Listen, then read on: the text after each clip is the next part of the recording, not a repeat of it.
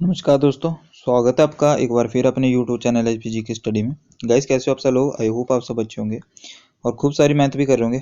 तो गाइस आज हम डिस्कस करेंगे जो है मैथ के इंपॉर्टेंट क्वेश्चन। तो आप सभी के लिए जो बेहतरीन वीडियो लेके आया हूँ, तो प्लीज़ वीडियो को अंत तक जरूर देखना, ठीक है। और जो वीडियो को अंत तक जरूर देखना और चैनल को सब्सक्राइब कर देना और अपने दोस्तों के साथ जरूर शेयर कर देना। ये आपके लिए बेहतरीन क्वेश्चन साबित होंगे। यहाँ से आपको क्वेश्चन देखने को मिलेंगे।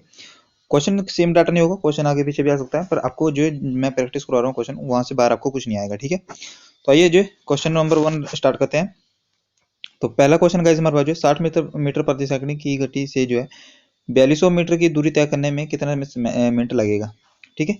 तो इसको कैसे करेंगे, तो आप सभी को फॉर्मूला पता ही होगा। तो याद रखेंगे 4200 की मीटर की दूरी करने को जो है 60 मीटर जो है प्रति सेकंड लगता है। तो मीटर मीटर में ये दोनों वैल्यू जो है, तो मीटर मीटर में है तो आपको चेंज करने की जरूरत नहीं है। तो इसको काटेंगे तो 6 6 42 यानी कि 70 मीटर प्रति सेकंड जो है आपका आ जाएगा।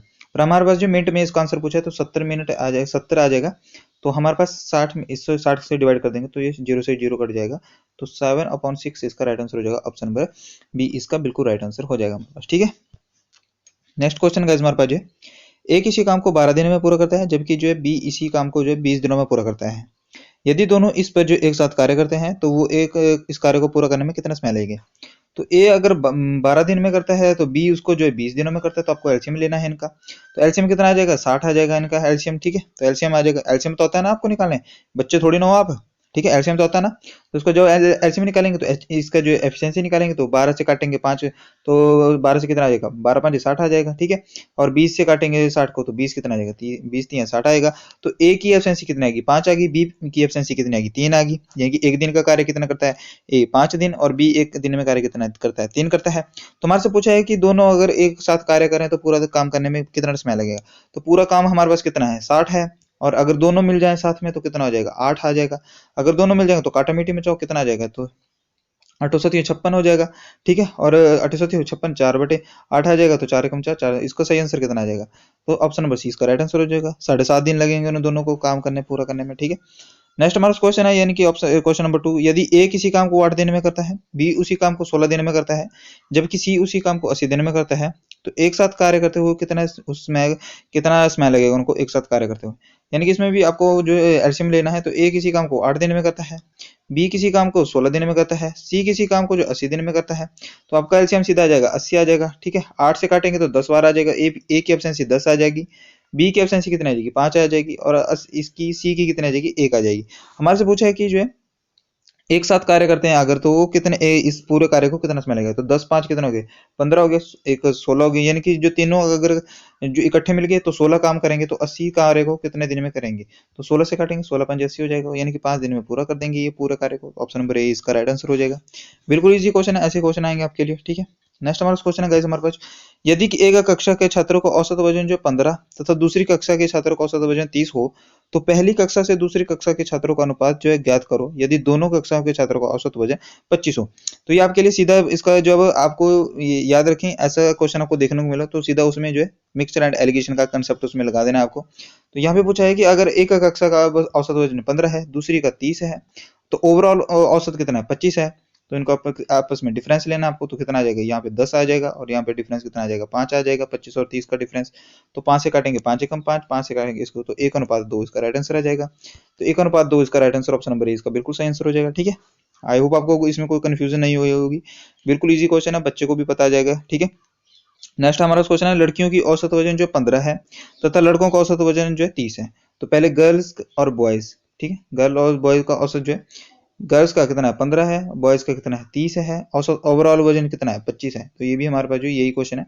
अब इसको यहाँ से माइनस करेंगे तो कितना आ जाएगा, 10 आ जाएगा। 30 से इसको काटेंगे तो 5, 5 एकम 5, 5 दूनी 10। तो गर्ल्स का औसत कितना आ गया, 1 आ गया। बॉयज का औसत कितना आ गया, 2 आ गया। पर हमारे यहाँ पे पूछा है कि लड़कों का औसत जो 12 है, तो हमारे पास वैसे औसत 2 है। तो 2 की वैल्यू अगर 12 है तो 2 से इसको डिवाइड करेंगे तो 2 6 के 12। तो गर्ल्स की औसत पूछी है तो 6 को जो है हम जो है 6 को हम 1 से मल्टीप्लाई कर देंगे तो इसका राइट आंसर हमारे पास कितना आ जाएगा, 6 इसका बिल्कुल सही आंसर हो जाएगा, option number B. I hope आपको समझ आ चुका है, नहीं आया तो फिर से देख लो एक बार। यहाँ पे लिखा हुआ है कि लड़कियों का औसत वजन जो 15 है, तो पहले यहाँ पे लड़की हैं तो गर्ल्स यहाँ पे लिख लेंगे, बॉयज यहाँ पे लिख लेंगे, ठीक है। लड़कियों का औसत वजन अगर 15 है तो लड़कों का औसत वजन 30 है।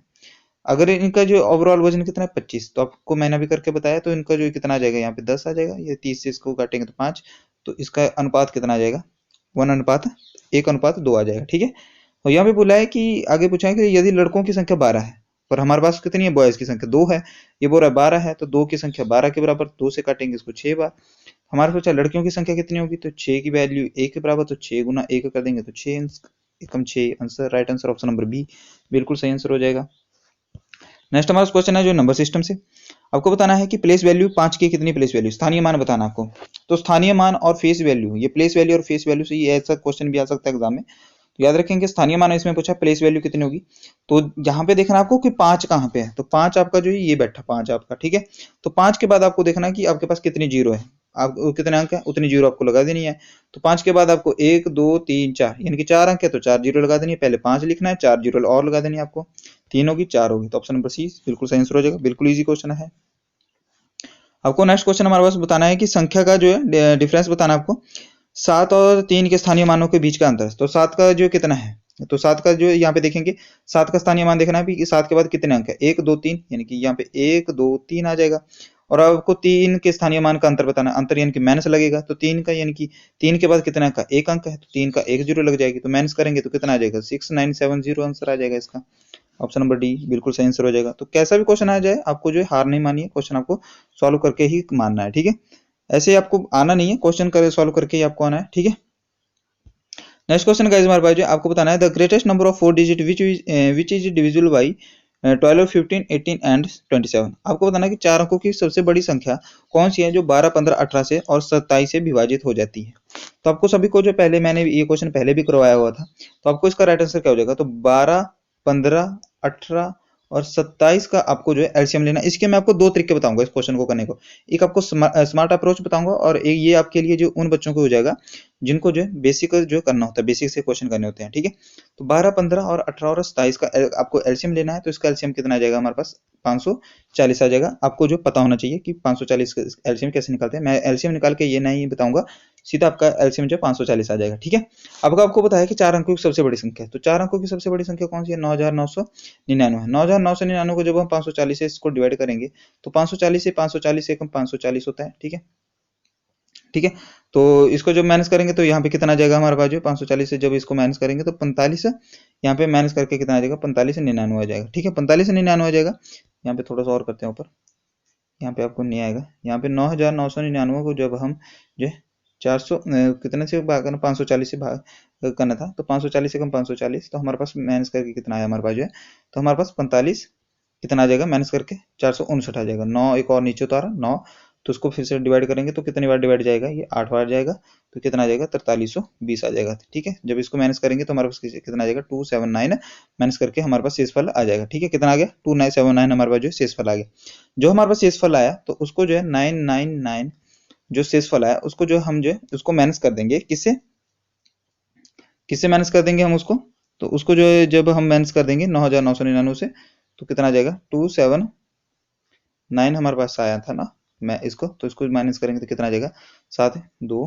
ठीक है, 9 में से 2 गए तो 7, तो 9720 ऑप्शन नंबर बी इसका बिल्कुल सही आंसर आ जाएगा। तो 4 अंकों की सबसे छोटी संख्या जो है कौन सी है, तो ऑप्शन नंबर बी इसका सही आंसर हो जाएगा, जो 12 15 18 और 27 से बिल्कुल विभाज्य हो जाए। तो ये आपका बिल्कुल बेसिक कंसेप्ट था जिसको आपको पता होना चाहिए। बाकी क्वेश्चन अगर आपको ये क्वेश्चन आपको आ जाता है जिसमें विभाज्य करने की जो आपके नौबत आ जाती है, तो इस क्वेश्चन को कैसे करेंगे, तो आपको एक थोड़ा सा ट्रिकी वे लगाना होगा। एक होता है जो पूरे जो नंबर सिस्टम में होता है ना का डिविजिबिलिटी रूल आपने पढ़ा होगा, तो 9 का डिविजिबिलिटी रूल जो है बहुत इंपॉर्टेंट होता है। 9 और 7 और 11 का इनका डिविजिबिलिटी रूल इतना इंपॉर्टेंट होता है, यहाँ से अगर जिसने भी ये कंसेप्ट सीख लिया वो बिल्कुल ही क्वेश्चन को जो है एकदम से ही सॉल्व कर देगा। तो 9 का डिविजिबिलिटी रूल कहता है, 9 का वही कहता है कि पूरी संख्याओं को जो जोड़ जो 9 आना चाहिए, तो ऐसे ही डिवाइड होगा, जिनका संख्या का 9 पूरा आ जाता है, 9 से डिवाइड हो जाता है।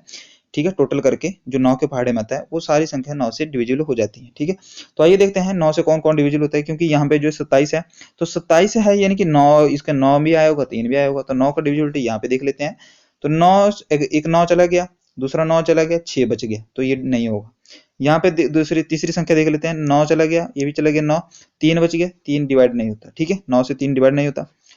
फिर अगला है 9 चला गया, ये भी चला गया, 6 बच गया, फिर से ये डिवाइड नहीं होता। तो ऑप्शन नंबर सी बी इसका बिल्कुल सही आंसर हो जाएगा। जैसे ये 9 चला गया, 7 और 2 कितने होते हैं, 7 और 2 9 ही होते हैं, तो 9 ये भी चला गया, तो 9 से 9 डिवाइड हो गया, तो ऑप्शन नंबर बी बिल्कुल सही आंसर होगा। ऐसे भी आप जो है स्मार्ट अप्रोच के साथ खेल सकते हो अगर आपकी जो है प्रैक्टिस अच्छी होगी, ठीक है। तो ये आपको मैंने करके बता दिया, आप ऐसे क्वेश्चन कर सकते हो।